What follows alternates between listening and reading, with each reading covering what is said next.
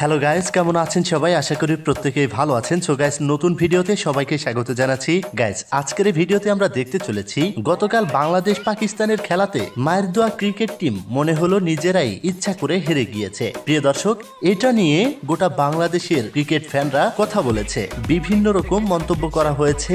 আজকের এই ভিডিওতে বাংলাদেশ ক্রিকেট টিমের ফ্যান ফলোয়াররা কি বলছে সেই বিষয়ে আপনাদের মাঝে আলোচনা করা হবে। তাহলে চলুন বেশি কথা না বাড়িয়ে আজকের ভিডিওটি শুরু করা যাক। Omran fire Bangladesh cricket team নিয়ে অর্থাৎ মায়ের দোয়া ক্রিকেট টিম নিয়ে কি বলছে। আমি কি ভাই এগোরে আর ঘুরে দেশে আনার কোনো দরকার নাই। দুবাই গেছে, দুবাই থাক, লেবার বিষয় কাজে লাগাই দেন, আমরা আর ক্রিকেট টিকেট দেখুন না। ওই দেশে কইরা এটা খাক, ক্রিকেট হইব না, ক্রিকেট আর হইব না। ওই দেশে কোনো কাম কাজ করে খাক। এমনি তো দুবাইয়ের ভিসা পাওয়া খুব কঠিন, কিন্তু ক্রিকেট খেলে ভিসাটা পাইছে। আর কইলে কইবেন যে কি উল্টা পাল্টা কই, আসলে কইলো মনের দুঃখে। হতবাগা বাঙালি ফ্যান, বাংলাদেশি ফ্যান। তো যাই হোক প্রিয় দর্শক, এটা নিয়ে আরো একটি ভিডিও বানিয়েছে ওমরান ফায়ার। চলুন সেই ভিডিওটি আমরা দেখি। আসসালামু আলাইকুম ভাই। জি ভাই, আমি একটা বাংলাদেশের জার্সি অর্ডার দিয়েছিলাম আপনাদের পেজ থেকে। এখন ভাই আমি অর্ডারটা ক্যান্সেল করতে চাই, কারণ ভাই আমি ওই জার্সি নিয়ে কি করবো? বাংলাদেশের জার্সি আমার কাছে আর আগে বাংলাদেশ টিম বাংলাদেশে দইলাইতাছে। ভাই অর্ডারটা ক্যান্সেল করেন না ভাই, আমার টাকা ফেরত লাগবে না, আপনি অর্ডারটা ক্যান্সেল করেন। গাইজ, গতকাল বাংলাদেশের বলাররা যেভাবে বল করতেছিল মনে হচ্ছিল বাংলাদেশ এবার ফাইনালে পৌঁছেই যাবে, কিন্তু যারা ব্যাটিং ছিল যেটা দেখে গোটা বাংলাদেশের ক্রিকেট ফ্যানেরা খুবই কষ্ট পেয়েছে। তো যাই হোক প্রিয় দর্শক, এটা নিয়ে কথা বলেছে শামীম ভাই। শামীম ভাই আসলে কান্না করে দিয়েছে, কারণ কি করলো বাংলাদেশ। চলুন তিনি কি বলে দেখে নেওয়া যাক। আমি লিটন দাসের চোখ দেখতেছিলাম, মানে ক্যামেরায় লিটন দাসের চোখ দেখাইতেছিল, মানে লিটন দাসের চোখের দিকে তাকানো যাচ্ছিল না। জাস্ট লিটন দাসের চেহারার এমন অবস্থা হয়েছে, মানে চিন্তা করে দেখেন, এই বাঙ্গির পোলারা দিনের পর দিন আমাদেরকে এমনি করে হচ্ছে কি আমাদেরকে সাফার করায় গেছে।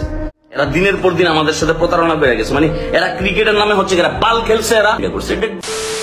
ওকে বন্ধুরা, আজ আমি অনেক্স নামে একটি অ্যাপ সম্পর্কে বলছি, যেটি সবচেয়ে বিশ্বস্ত। বিখ্যাত পিএসজি ও সিরিয়া এখানে স্পন্সর। এশিয়া কাপ চলছে, এটাই ক্রিকেট প্রেমীদের জন্য দুর্দান্ত সুযোগ। এখানে সমস্ত ক্রিকেট, ফুটবল ও অন্যান্য ম্যাচের ফলাফল এবং ম্যাচটি লাইভ দেখতে পারবেন ও স্কোরের ভবিষ্যবাণী করে নগদ জিততে পারবেন, যেমন কোন দল জিতবে, কত রান করবে ইত্যাদি। এছাড়াও এখানে রয়েছে বর্তমানের বিখ্যাত চিকেন রুডল, ক্রাশ গেম সহ বিভিন্ন ধরনের গেমস, যেগুলো খেলে রয়েছে খুব সহজেই অর্থ জেতার সম্ভাবনা। আপনি কি নতুন? তাহলে মাত্র 300 দিয়েই এখানে খেলা শুরু করতে পারবেন। বিএমডব্লিউ গাড়ি, আইফোন, ল্যাপটপ, অন্যান্য পুরস্কার রয়েছে প্রত্যেক দিন। তবে আমার সাবস্ক্রাইবাররা রেজিস্ট্রেশন করার সময় আমার দেওয়া প্রচার কোড SPN100 ব্যবহার করলে প্রথমবার জমাতে পাবে 12,000 পর্যন্ত ও ফ্রি স্পিন। পেটিএম, ব্যাংক, বিকাশ, নগদ, রকেট এবং অন্যান্য সহজ পদ্ধতির মাধ্যমে 1 মিনিটে জেতা রাশি তুলে নিতে পারবেন। আমি অনেকদিন ধরে এটি ব্যবহার করছি, আপনিও ব্যবহার করতে পারেন। তাহলে আর দেরি কিসের? গুগলে অনেক্স লিখে সার্চ করুন আর প্রথম লিঙ্কে ক্লিক করে আমার দেওয়া প্রচার কোড SPN100 ব্যবহার করে রেজিস্ট্রেশন করুন এবং বোনাস পান।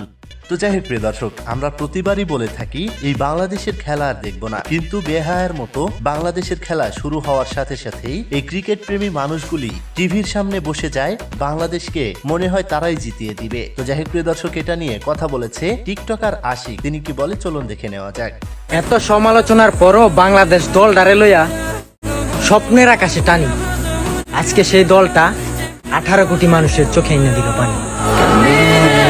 এই মায়ের দোয়া ক্রিকেট টিম গতকাল যেই খেলাটা দিয়েছে সেটা দেখে যে প্রবাসী ভাইরা রয়েছে তারা কি বলছে চলুন দেখে নেওয়া যাক।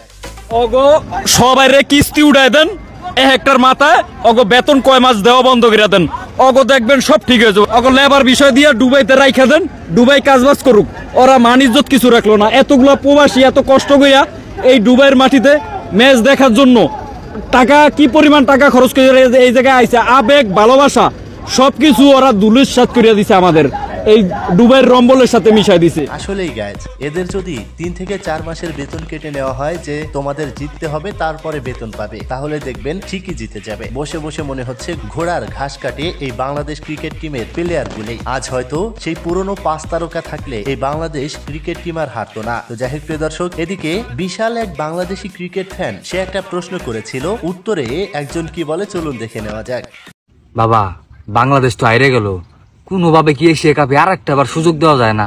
অবশ্যই সুযোগ আছে বালক, যা পরের বছরের প্রস্তুতি নেগা।